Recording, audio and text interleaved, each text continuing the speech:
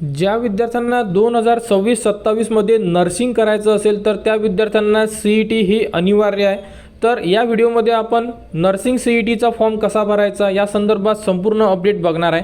तर सर्वात प्रथम साईटवर यावं लागेल। साईट तुम्हाला व्हिडिओच्या डिस्क्रिप्शनमध्ये दिलेली आहे।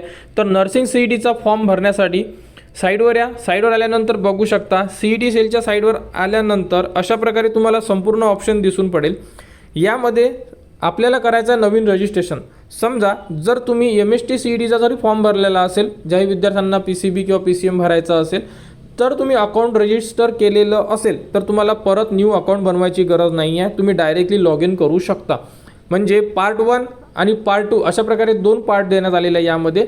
तर आपण स्टार्टिंगला पार्ट 1 भरणार आहे। तर CET एक्झामिनेशन 2026-27चं एक ऑप्शन दिलेला आहे, तिथे आपल्याला क्लिक करायचं आहे। क्लिक करून सर्वात प्रथम तुम्हाला अकाउंट क्रिएट करून घ्यायचं आहे, कारण की तुम्ही फर्स्ट टाइम जर CETच्या साईटवर व्हिजिट केलेली असेल आणि रजिस्ट्रेशन करत असाल तर सर्वात प्रथम CETचं जे ऑप्शन आहे 2026-27 तिथे क्लिक करा। इथे क्लिक केल्यानंतर बघू शकता डायरेक्टली लॉग इनचं ऑप्शन आहे, परंतु आपण नवीन विद्यार्थी असल्यामुळे आपल्याला रजिस्टर युजरचं जे ऑप्शन आहे म्हणजे न्यू रजिस्ट्रेशन, तर इथे क्लिक करून घ्यायचं आहे। इथे क्लिक केल्यानंतर आपल्याला स्टार्टिंगला आपले जे अकाउंट आहे हे क्रिएट करायचं आहे। अकाउंट क्रिएट झाल्यानंतर तुम्ही लॉग इन करू शकता। तर अशा प्रकारे क्लिक केल्यानंतर बघू शकता सर्वात प्रथम तुम्हाला तुमची ईमेल आय डी प्रॉपर टाका, चूक होता कामा नाही। एक पासवर्ड सेट करा जो तुमच्या लक्षात राहणार। इथे तुमच्या आधार कार्डवर जसे नाव आहे तसे नाव टाका। त्यानंतर इथे तुमची जन्मतारीख टाका। अशा प्रकारे पहिल्या पेजवर दिलेली संपूर्ण माहिती फिलअप करून घ्या आणि त्यानंतर रजिस्टरला क्लिक करा। रजिस्टरला क्लिक केल्यानंतर तुमच्या जोही ईमेल आय डी तुम्ही यामध्ये इन्सर्ट केलेला आहे त्या ईमेल आय डीवर तुम्हाला एक मेल जाणार। त्यामध्ये एक ऑप्शन राहील व्हेरीफाय ईमेल, त्या ऑप्शनवर तुम्हाला क्लिक करायचं आहे। क्लिक केल्यानंतर तुमचा जो मेल आहे हा व्हेरीफाय होऊन जाणार। व्हेरीफाय झाल्यानंतर आपण करणार लॉग इन आणि मेल सेंड झाल्यानंतर अशा प्रकारे तुम्हाला संपूर्ण ऑप्शन दिसून पडेल। तर एकदा जो तुम्हाला मेल आलेला असेल तो मेल एकदा व्हेरीफाय करून घ्या।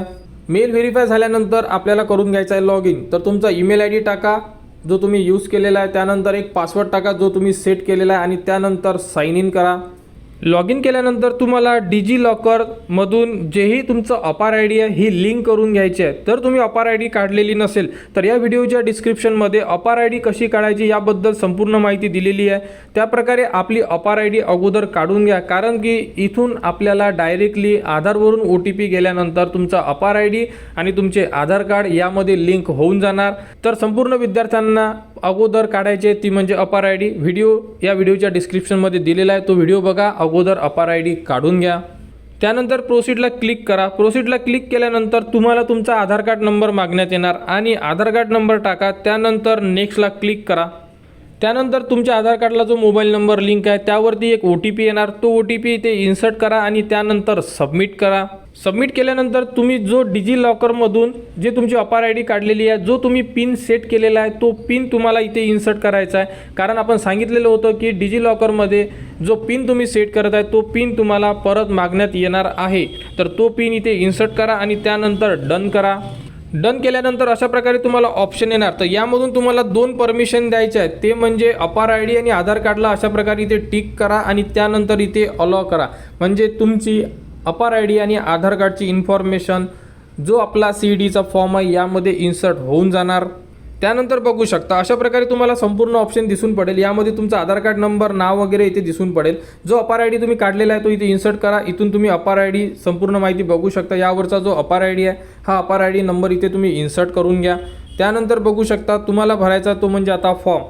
इथे तुमचा मोबाईल नंबर टाका, 10वी नुसार इथे तुमचं नाव इन्सर्ट करा, फादर नेम टाका, इथे मदर नेम टाका, इथे जेंडर सिलेक्ट करा, मेल फिमेल। अशा प्रकारे तुम्हाला ही माहिती फिलअप करून घ्यायची आहे आणि इथे 10वी नुसार नाव म्हटलेलं आहे, तर 10वीच्या मार्कशीटवर जसे तुमचे नाव आहे तशा प्रकारे तुम्ही यामध्ये इन्सर्ट करा। त्यानंतर बघू शकता इथे रिलिजन हिंदू मुस्लिम जेही असेल, रिजन म्हणजे अर्बन आहे की रूरल आहे या प्रकारे सिलेक्ट करा। तुमची मातृभाषा सिलेक्ट करा, फॅमिली ॲन्युअल इन्कम सिलेक्ट करा, अनमॅरिड आहे मॅरिड आहे या प्रकारे तुम्हाला संपूर्ण माहिती फिलअप करायची आहे। अशाच प्रकारे तुम्हाला तुमचा ॲड्रेससुद्धा फिलअप करायचा आहे। तुम्ही आधारवरचा ॲड्रेस टाकू शकता किंवा तुम्हाला जर कोणता वेगळा ॲड्रेस टाकायचा असेल तर तो ॲड्रेस तुम्ही टाकू शकता। यामध्ये तुम्ही जी माहिती भरत आहे ही माहिती तुमच्या CETच्या फॉर्ममध्ये डायरेक्टली येऊन जाणार। त्यामुळे ही माहिती भरत असताना प्रॉपर भरा, जेणेकरून कोणतीही चूक होता कामा नये. यामध्ये ॲड्रेस इन्सर्ट करा, तालुका, जिल्हा, तुमचे गाव, पिनकोड आणि इथे एक अल्टरनेट मोबाईल नंबर म्हणजे एक्स्ट्रा मोबाईल नंबर जो असेल तुमच्याकडे जर नसेल आईचा, भावाचा, वडिलांचा तुम्ही यामध्ये ॲड करू शकता. अशा प्रकारे जोही तुमचा परमनंट ॲड्रेस आहे हा व्यवस्थितरित्या यामध्ये फिलअप करून घ्या. त्यानंतर जर तुमचा परमनंट ॲड्रेस हा जर करस्पॉन्ड असेल तिथे चेकबॉक्सला क्लिक करा. हा ॲड्रेस इथे ॲटोमॅटिकली ट्रान्सफर होऊन जाणार, म्हणजे आपल्याला करस्पॉन्ड ॲड्रेस भरायची गरज नाही. त्यानंतर अशा प्रकारे संपूर्ण माहिती भरा. माहिती व्यवस्थितरित्या चेक करा. स्पेलिंग मिस्टेक वगैरे असेल तर ते सुद्धा तुम्ही चेक करा. त्यानंतर डोमिसाईल ऑफ महाराष्ट्र इथे यस क्लिक करा. डिसॅबिलिटी हँडिकॅप असेल तर इथे यस करा, जर हँडिकॅप नसेल तर तिथे नो क्लिक करा. 10वी पासिंग इयर 2024 आहे, 23 आहे, या प्रकारे तुम्ही पासिंग इयर सिलेक्ट करा. पर्सेंटेज टाका. कोणत्या बोर्डमधून तुम्ही पास झालेले आहे, महाराष्ट्र बोर्ड आहे, CBSE बोर्ड आहे, त्या प्रकारे इथे इन्सर्ट करा. कोणत्या स्टेटमधून तुम्ही पास आहे, महाराष्ट्र की आहे की अदर स्टेटमधून आहे, या प्रकारे माहिती इन्सर्ट करा. इथे 12वीची माहिती विचारण्यात आलेली आहे. 12वी अपिअरिंग आहे का, म्हणजे 12वीला तुम्ही शिकत आहात का. जे विद्यार्थी सध्या 12वीला शिकत आहेत ते इथे यस करतील. जे विद्यार्थी 12वी झालेली असेल, एखादा विद्यार्थी रिपीट असतो, ज्याला मागच्या वर्षी ॲडमिशन मिळालं नाही आहे, तो विद्यार्थी यावर्षी परत CET देऊ शकतो, तर तो 12वी पास असेल तर इथे नो क्लिक करा. आणि त्यानंतर तुम्हाला 12वीची संपूर्ण इन्फॉर्मेशन जशी आपण 10वीची टाकलेली आहे या प्रकारे तुम्हाला फिलअप करून घ्यावी लागेल. आणि जे विद्यार्थी 12वीला आहे त्यांनी यस क्लिक करा. तुम्हाला कोणतीही इन्फॉर्मेशन मागणार नाही, कारण की तुमच्याकडे रोल नंबर नाही आहे, तुमच्याकडे रिझल्ट नाही आहे, तुमच्याकडे मार्कशीट नाही आहे, त्यामुळे तुम्हाला कोणतीही माहिती मागणार नाही. आणि जर तुम्ही पास असाल तर नो करा. नो केल्यानंतर बघा संपूर्ण माहिती मागण्यात आलेली आहे. पासिंग इयर, बोर्ड, मार्क किती आहे, कोणत्या बोर्डमधून पास आहे, संपूर्ण माहिती मागण्यात येणार. ही माहिती फिलअप करून घ्या. आणि त्यानंतर इथे चेकबॉक्स दिलेला आहे, या चेकबॉक्सला क्लिक करायचं आणि सेव्ह करा. सेव्ह करायच्या अगोदर परत स्टार्टिंगपासून तर सेव्हपर्यंत संपूर्ण इन्फॉर्मेशन चेक करा. कुठे काही मिस्टेक असेल, मार्किंग चेंज झाली असेल, पासिंग इयर चेंज झालं असेल तरी तुम्हाला अडचण येऊ शकते. या प्रकारे संपूर्ण माहिती फिलअप करा आणि त्यानंतर सेव्ह चेंजेसला क्लिक करा. सेव्ह चेंजेसला क्लिक केल्यानंतर आपलं पार्ट 1 रजिस्ट्रेशन कंप्लीट होऊन जाणार. अशा प्रकारे तुम्ही पार्ट 1 रजिस्ट्रेशन करू शकता. आणि पार्ट 1मध्ये दिलेली इन्फॉर्मेशन संपूर्ण ॲटोमॅटिक पार्ट 2मध्ये तुम्हाला दिसणार. तिथे तुम्ही एडिट करू शकत नाही, तुम्हाला परत पार्ट 1मध्ये येऊन एडिट करता येणार. तरी एकदा चेक करा आणि त्यानंतर सेव्ह करा. त्यानंतर आपल्याला परत लॉग इनचं ऑप्शन येऊ शकते किंवा तुम्ही डायरेक्टलीसुद्धा लॉग इनमध्ये येऊ शकता. जर नाही तर तुम्ही परत लॉग इनसुद्धा करू शकता. तर परत लॉग इन करताना आता आपल्याकडे ID आहे आणि पासवर्डसुद्धा आहे, जो आपण ईमेल ID, आपला ID आणि एक पासवर्ड तुम्ही जो सेट केलेला आहे त्या प्रकारे आपल्याला स्टार्टिंगला लॉग इन करून घ्यायचं आहे. तर यामध्ये आपला ID टाका, पासवर्ड टाका आणि साइन इन करा, कारण की आता आपल्याकडे ID आणि पासवर्ड हा आहे. त्यामुळे लॉग इन केल्यानंतर अशा प्रकारे तुम्हाला संपूर्ण ऑप्शन दिसून पडेल. आपल्याला आता करायचं आहे CET रजिस्ट्रेशन. तर नर्सिंग CET वाल्यांनी CET रजिस्ट्रेशनचं जे ऑप्शन आहे इथून आपण आपला फॉर्म भरणार. जर तुम्हाला पार्ट 1मध्ये एडिट करायचं असेल तर इथे प्रोफाईलचं जे ऑप्शन दिलेलं आहे इथे क्लिक करून तुम्ही पार्ट 1मध्ये रजिस्ट्रेशन जे केलेलं आहे आपण त्यामध्ये तुम्ही तुमचा फॉर्म एडिट करू शकता. जसे की नाव आहे, त्यानंतर 10वीचे मार्क्स वगैरे जेही इन्फॉर्मेशन आहे ते तुम्ही एडिट करू शकता. आणि त्यानंतर आता करायचं आपल्याला CET रजिस्ट्रेशन. तर तुम्ही बघू शकता यामध्ये संपूर्ण CETचे ऑप्शन दिलेले आहे. सर्वात खाली मेडिकल एज्युकेशनमध्ये MS नर्सिंग CET 2026चं ऑप्शन दिलेलं आहे. इथे आपल्याला क्लिक करायचं आहे. इथे क्लिक करून आपण भरणार तो म्हणजे आपला फॉर्म. तर सर्वात प्रथम आता जे सर्वात शेवटी ऑप्शन दिलेलं आहे CETचं इथून आपल्याला क्लिक करायचं. तर इथे क्लिक करा. क्लिक केल्यानंतर बघू शकता अशा प्रकारे तुमच्यासमोर ऑप्शन येणार. यामध्ये तुम्हाला संपूर्ण इन्फॉर्मेशन रीड करून घ्यायची आहे. हे संपूर्ण इन्स्ट्रक्शन आहे. यामध्ये तुम्हाला फी किती आहे संपूर्ण माहिती दिलेली आहे. कास्टवाल्यांना 1000 रुपये चालान आहे. यामध्ये संपूर्ण माहिती तुम्ही रीड करू शकता. रीड करा आणि रीड झाल्यानंतर सर्वात खाली ऑप्शन दिलेला आहे, एक चेकबॉक्स दिलेला आहे. त्या चेकबॉक्सला आपल्याला क्लिक करायचं आणि सबमिट करायचं आहे. बघा इथे एक चेकबॉक्स दिलेला आहे आणि इथून प्रोसीड करा. इथे चेकबॉक्सला क्लिक करा, इथून प्रोसीड करा, म्हणजे आपण आपला जो फॉर्म आहे हा फिलअप होणे सुरू होऊन जाणार. क्लिक केल्यानंतर तुम्हाला तुमच्या मोबाईलवर एक OTP सुद्धा येऊ शकतो. तो OTP तुम्हाला इथे इन्सर्ट करावा लागेल. त्यानंतर तुम्हाला तुमची संपूर्ण जी इन्फॉर्मेशन आपण पार्ट 1मध्ये भरलेली आहे ती संपूर्ण इन्फॉर्मेशन तुम्हाला दिसत असेल. ही एडिट होत नाही, कारण आपण पहिले सांगितलेलं आहे पार्ट 1ची इन्फॉर्मेशन पार्ट 2मध्ये आल्यानंतर जी एडिट होणार नाही. तुम्ही फक्त बघू शकता. यामध्ये जर कुठे काही डाऊट्स असेल तर तुम्ही बॅक जाऊन प्रोफाईलमध्ये जाऊन एडिट करू शकता. तर ही आपण ब्लर केलेली आहे कारण आपण दाखवू शकत नाही त्यामुळे. तर संपूर्ण इन्फॉर्मेशन चेक करा. जर ओके असेल तर तुम्ही सेव्ह अँड नेक्स्ट करू शकता आणि डाऊट असेल तर तुम्ही जोही आपला पार्ट 1 आहे त्यामध्ये एडिट करू शकता. सेम टू सेम तसंच ॲड्रेसमध्ये सुद्धा ॲड्रेससुद्धा तुम्हाला एडिट करता येणार नाही, तुम्ही फक्त बघू शकता.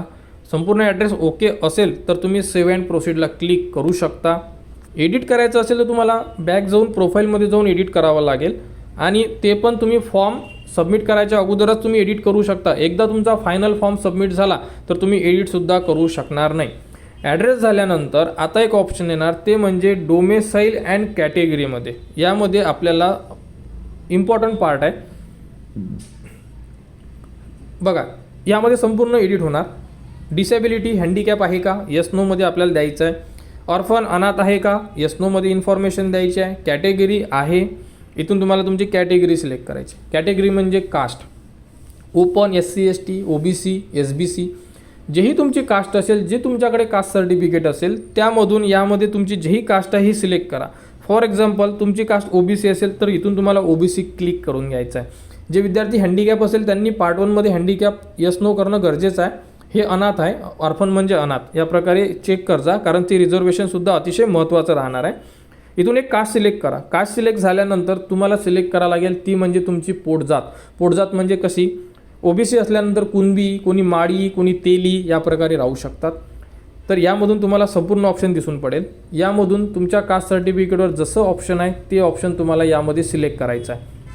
बघा संपूर्ण ऑप्शन आहे. यामधून तुमचा कास्ट सर्टिफिकेटवर जे ऑप्शन आहे ते सिलेक्ट करा आणि यामध्ये सेव्ह करा. तर इथून आपण समजू की तुमची कास्ट कुणबी आहे म्हणून, तर आपण इथून कुणबीचं ऑप्शन सिलेक्ट केलं. त्यानंतर विचारण्यात आलं आहे की तुमच्याकडे कास्ट सर्टिफिकेट आहे का. तर इथे कास्ट सर्टिफिकेट आहे का, तर इथं तुम्हाला 3 ऑप्शन येणार बघू शकता. यामध्ये available, applied but not receive आणि नॉट अप्लाइड. असेल तर अवेलेबल करा, बनवायला टाकलं असेल तर 2nd नंबरचं ऑप्शन घ्या, नसेलच तर 3 नंबरचं ऑप्शन घ्या. आमच्याकडे आहे त्यामुळे आम्ही 1 नंबरचा ऑप्शन घेतो आहे. 1 नंबरचा ऑप्शन म्हणजे अवेलेबल आहे. अवेलेबल आहे तर तुम्हाला कास्ट सर्टिफिकेटचा नंबर मागण्यात येणार. तर कास्ट सर्टिफिकेटचा नंबर कोणता असतो यासाठी सुद्धा आपण एक व्हिडिओ बनवलेला आहे. तो व्हिडिओ या व्हिडिओच्या डिस्क्रिप्शनमध्ये दिलेला आहे की डॉक्युमेंट्स नंबर कसे शोधायचे. तो व्हिडिओ बघा, त्यामधून डॉक्युमेंट्स नंबर कोणता असतो तो चेक करा आणि तो तुम्ही या फॉर्ममध्ये इन्सर्ट करू शकता तुमच्या कास्ट सर्टिफिकेटचा. ओके, तर अशा प्रकारे तुम्हाला कास्ट सर्टिफिकेटची इन्फॉर्मेशन यामध्ये इन्सर्ट करून घ्यायची आहे. त्यानंतर नंबर टाकल्यानंतर तुम्हाला विचारण्यात येणार की तुमच्याकडे कास्ट व्हॅलिडिटी आहे का. बघा यामध्ये सुद्धा 3 ऑप्शन येतील तुम्हाला. तुमच्याकडे असेल तर अवेलेबल क्लिक करा, बनवायला टाकली असेल तर अप्लाइडचं ऑप्शन क्लिक करा आणि नसेलच तर नॉट अप्लाइडचं ऑप्शन तुम्ही क्लिक करा. जर तुमच्याकडे असेल अवेलेबल जर केलं तर तुम्हाला कास्ट व्हॅलिडिटीचा नंबरसुद्धा टाकावा लागेल आणि तो सुद्धा आपण जो व्हिडिओ दिला आहे त्यामध्ये बघा. जर तुम्हाला माहिती असेल तर डायरेक्ट टाका, नसेलच माहिती, कन्फ्यूज असेल तर डॉक्युमेंट्स नंबर कसे शोधायचे हा व्हिडिओ दिलेला आहे. तो व्हिडिओ एकदा बघून घ्या, आपले डाऊट्स क्लिअर करून टाका. नंतर तुम्हाला कधीच बघायचं काम पडणार नाही की डॉक्युमेंट्स नंबर हा कोणता असतो. जर तुमच्याकडे नसेल कास्ट व्हॅलिडिटी तर तुम्ही तिथे नॉट अप्लाइड करा, सध्या गरज नाही आहे. फक्त ॲडमिशन प्रोसेसमध्ये तुम्हाला लागणारच आहे कास्ट व्हॅलिडिटी सर्टिफिकेट. आता असली नसली तरी काही फरक पडणार नाही आहे सध्या तरी. आणि कोणी अप्लाय केले असेल तर इथं अप्लाइड बट नॉट रिसीव्ह करा. बाकी जशी इन्फॉर्मेशन मागण्यात येते जसं की नंबर वगैरे, तुमचं नाव काय आहे, कोणत्या जिल्ह्याला टाकलेली आहे, या प्रकारे माहिती तुम्ही फिलअप करून घ्या. परंतु आमच्याकडे आहे, आम्ही अवेलेबल करतो, नंबर टाकतो, अशा प्रकारे माहिती फिलअप केली आहे. त्यानंतर नॉन क्रिमिलियर अतिशय महत्त्वाचा पार्ट आहे. 2027पर्यंत व्हॅलिड आहे का चेक करायला सांगण्यात आलेलं आहे. तुम्ही चेक करा तुमच्यासुद्धा व्हॅलिड आहे का. तर इथे अवेलेबलचं ऑप्शन आहे, इथे यस क्लिक करा. अशा प्रकारे तुम्ही संपूर्ण जी माहिती आहे फिलअप करू शकता. खूप महत्त्वाचा पार्ट आहे हा, व्यवस्थितरित्या फिलअप करा. अडचण असल्यास तुम्ही कमेंट्स करा, कमेंट्सवर तुम्हाला संपूर्ण माहिती दिली जाणार. फक्त चुका होऊ देऊ नका.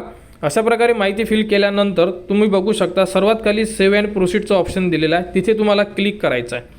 जर संपूर्ण इन्फॉर्मेशन ओके असेल तर एडिट करू शकता, जर करायची असेल तर सेव्ह अँड प्रोसीडला क्लिक करा. त्यानंतर बघू शकता तुमची 10वीची इन्फॉर्मेशन आणि 12वीची इन्फॉर्मेशन आलेली आहे. यामध्ये आपण अपिरिंग असल्यामुळे यस आहे, तर आपल्याला इन्फॉर्मेशन विचारली नाही आहे. आणि बाकी 10वीची मार्क्स वगैरे तुम्हाला इथे दिसून पडत असेल. ही एडिट होत नाही कारण आपण पार्ट 1मध्ये करू शकतो. आणि त्यानंतर सेव्ह अँड प्रोसीडला क्लिक करा. सेव्ह अँड प्रोसीडला क्लिक केल्यानंतर आता आपल्याला सिलेक्ट करायची ती म्हणजे लँग्वेज. तर यामधून तुम्हाला पेपर लँग्वेज जी एकच देण्यात आलेली आहे इंग्लिशमध्ये सिलेक्ट करायची आहे. तर महाराष्ट्रामधले 4 सेंटर द्यायचे आहे तुम्हाला. तर तुम्हाला जेही 4 जिल्हे द्यायचे म्हणजे 4 जिल्ह्यांचा समावेश करायचा आहे, जे की तुम्हाला त्यामधले कोणतेही सेंटर मिळू शकते. जास्तीत जास्त पहिल्या नंबरचा जो ऑप्शन आहे हेच मिळणार, परंतु ऑप्शनल म्हणून तुम्हाला 4 ऑप्शन विचारण्यात आलेले आहे. तुमच्या आजूबाजूला जेही 4 जिल्हे असेल त्या जिल्ह्यांचा तुम्ही यामध्ये समावेश करून घ्या. आणि समावेश केल्यानंतर सर्वात खाली तुम्हाला सेव्ह अँड नेक्स्टचं ऑप्शन आहे, इथून तुम्हाला क्लिक करून घ्यायचं आहे. म्हणजे आपलं जे हे पेज आहे एक्झाम सिटी सेंटर हे सेव्ह होऊन जाणार. तर अशा प्रकारे तुम्ही संपूर्ण माहिती फिलअप करू शकता. व्यवस्थितरित्या फिलअप करा आणि त्यानंतर तुम्हाला तुमचा फोटो आणि सिग्नेचर हा स्कॅन कॉपी करून तुम्ही अपलोड करू शकता. आधार कार्ड किंवा पॅन कार्ड एक ID प्रूफ तुम्ही अपलोड करायचं आहे तुम्हाला, ते अपलोड करून घ्या. जर तुम्ही या अगोदर कोणती CET भरलेली असेल तर तुम्हाला आता फोटो, सिग्नेचर, आधार कार्ड मागणार नाही. ते ऑलरेडीच तुमच्या प्रोफाईलमध्ये तुम्ही टाकलेलं आहे, तेच तुमचं यामध्ये ॲक्सेप्ट केलं जाणार. फोटो, सिग्नेचर आणि आधार कार्ड यामध्ये अपलोड केल्यानंतर तुम्ही स्वतःजवळचा सुद्धा फोटो यामध्ये अपलोड करू शकता. फक्त लाईट बॅकग्राऊंड असला पाहिजे, म्हणजे व्हाईट बॅकग्राऊंड जर असेल तर खूपच छान. आणि सिग्नेचरसुद्धा अपलोड करताना थोडा त्रास होईल तुम्हाला, तर व्यवस्थितरित्या ती जी सिग्नेचर आहे ती त्यामध्ये संपूर्ण अपलोड झाली पाहिजे, अर्धवट अपलोड व्हायला नको. आणि आधार कार्ड तुम्ही PDF स्वरूपामध्ये अपलोड करू शकता. अशा प्रकारे फोटो, सिग्नेचर अपलोड करून घ्या. आणि जेव्हा तुम्ही आता सबमिट करणार, सबमिट केल्यानंतर तुम्हाला तुमचा जो फॉर्म आहे तो फॉर्म दिसून पडेल. त्यामध्ये एकूण एक इन्फॉर्मेशन व्यवस्थित चेक करा. आता एडिट करू शकता, एकदा सबमिट केलं, पेमेंट केल्यानंतर तुम्ही फॉर्म एडिट करू शकत नाही. त्यामुळे यामध्ये दिलेली एकूण एक इन्फॉर्मेशन चेक करा. जर संपूर्ण माहिती ओके असेल तर तुम्ही सबमिट करा. सबमिट केल्यानंतर तुम्हाला करायचं आहे पेमेंट. आणि कास्टवाल्यांना आहे 1000 रुपये चालान. तर इथे चेकबॉक्सला क्लिक करा, प्रोसीड करा. तुमच्यासमोर बारकोड येणार, तुम्ही फोनपे, जीपेवरून तुमचं जे पेमेंट आहे 1000 रुपयाचं पेमेंट करू शकता.